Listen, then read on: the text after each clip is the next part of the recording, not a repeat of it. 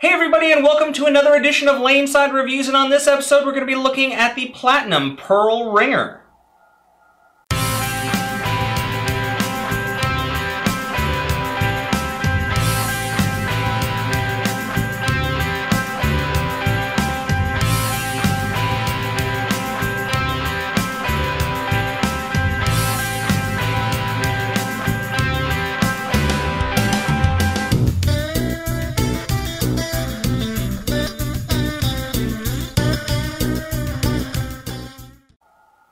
Alright guys, so welcome back. As always, I am Rob Johnson, joined once again by Scoops Porter, and as we said, we're looking at the Brunswick Platinum Pearl Ringer. Now, a lot of you out there have asked us to look at some of the more entry-line or affordable balls out there. And this is exactly where this fits into, the Brunswick affordable line. Now, don't be fooled by the price. This is a great ball.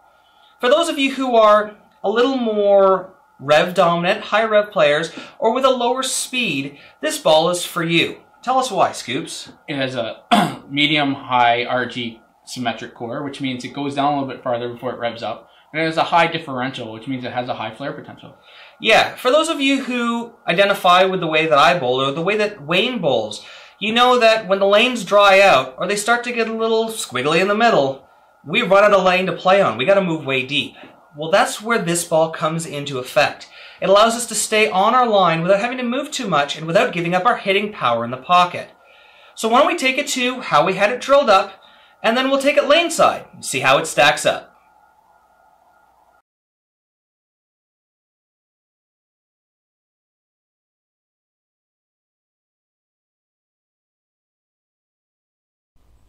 Alright guys, so here we have Wayne Porter throwing the Brunswick Platinum Pearl Ringer. Yeah, he's shooting on the KEGEL Main Street oil pattern.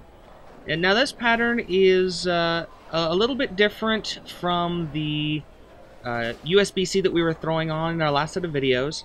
This one is a little closer to what you'd see in a league pattern. Yeah, and he's playing roughly where he's been playing in league, just right around the 10 board. Now the Platinum Pearl Ringer is a very long ball, as we said. You can see it's a very gentle move to the pocket. Yep, very smooth. Gets down there far before it breaks in. And the way that we've had it drilled is so it's not super angular. This allows us to play a little bit more into the oil without having it overreact if we get out there too soon. It's very control for him. Yeah, this is one of those balls that he can turn to game 3 or on a short pattern and be able to play his regular line without giving up any of his carry, still getting that good entry to the pocket. Yeah. Next up here we have Tom. This is our speed dominant player. And you can see he's kind of moved in a little bit on this pattern, firing it up because it's so long. Yeah, he's playing that old rocket to the pocket, don't give up the head pin. It's got a little bit of move for him, just so he's got that continuation through the pins. Because he's such a speed dominant player, it goes down that little bit further before it makes a break. Yep. Very strong finish, good pin carry. Yeah, you can notice, you can actually watch it. It's transitioning into its roll just past the lane markers. So it's transitioning very late, but when it does transition, you can see it's rolling through the pins. It's not skidding through. Yeah. Good continuation through the pin deck. So you'll see it's playing just about 10, roll right into the pocket. It's a bread and butter shot. Yeah. Next up, we've got Scoops himself.